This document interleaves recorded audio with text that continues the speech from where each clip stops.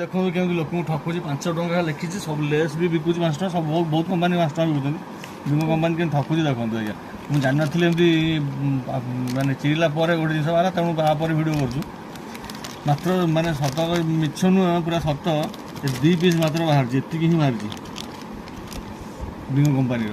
5 ଟଙ୍କା ପ୍ୟାକେଟ୍ ଚିରିଲା ପରେ ଏତିକି ବାହାରୁଛି। ବର୍ତ୍ତମାନ ଆଉ ଗୋଟେ ଖୋଲୁଛୁ ବିଙ୍ଗୋ କମ୍ପାନୀ, ବିଙ୍ଗୋ 5 ଟଙ୍କିଆ। କେତେ ବାର ଦେଖିବା ଆପଣ ସାମ୍ନାରେ କରୁଛୁ, ଦେଖନ୍ତୁ ପୁରା କହିବେ ନା ଏଇଟା ଖୋଲି ଦେଇଛନ୍ତି ବେଳେ, ଏଇଟା ବି ଫିଲ୍ ଅଛି।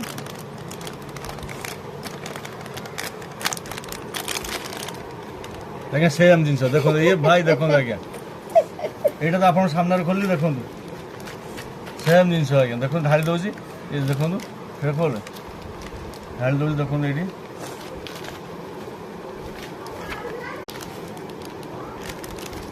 ଆଜ୍ଞା 5 ଟଙ୍କା କ'ଣ 2ଟା ଜିନିଷ ଏତିକି ମାତ୍ର 5 ଟଙ୍କାରେ।